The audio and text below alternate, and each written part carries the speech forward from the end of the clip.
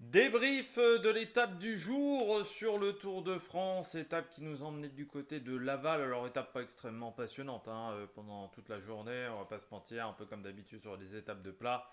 Il n'y a pas de carottes, donc pourquoi les échapperaient attaqueraient. Au bout d'un moment, il faut quand même se poser les bonnes questions du côté d'ASO. Et les mêmes problèmes que l'on relate depuis 2 3 ans, on les retrouve encore sur cette étape-là, c'est-à-dire qu'il ne s'est rien passé. C'était déjà le cas à Dunkerque. Ça risque d'être le cas demain à Châteauroux également, avec une étape peu passionnante, je pense. On a eu les Total Energy qui ont eu le mérite de vouloir un petit peu animer la course, Mathieu Burgodeau et Matteo Vercher, mais bon, pour pas grand chose au final, un point au classement de la montagne. Le prix de la combativité, alors ça va mettre un peu d'argent, un peu de beurre dans les épinards, mais bon, il va pas falloir quand même être trop généreux sur le beurre, parce que sinon ça coûtera trop cher. Et puis après, on a eu un sprint assez particulier ce sprint, parce que il n'y a pas une équipe qui a réussi à emmener correctement.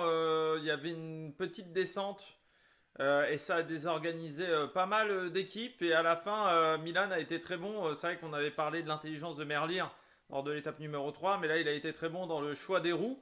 Il a failli se faire enfermer à un moment par le train de la Israël. Il a mis, on va dire, le petit coup d'épaule qu'il fallait à ce moment-là. Et puis il s'impose, il profite en plus du fait que Merlier lui avait dû faire un gros effort pour revenir de sa crevaison. En 3 km, je pense qu'il s'est peut-être servi d'une voiture également, Tim Merlier, mais bon, il n'y avait plus assez d'énergie sur la fin au niveau de son sprint.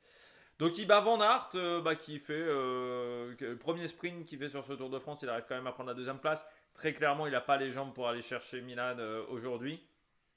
Et puis, on a également du Ackermann qui est bien positionné. Cocard qui fait top 10 du côté des Français. Poinéwat, lui, également a crevé du côté de cette étape. Mais pas grand chose à dire sur ce sprint. Milan a été le plus fort et s'en est extrêmement bien sorti aujourd'hui. Donc, on fera le débrief tout à l'heure pour cette étape numéro 8 du Tour de France.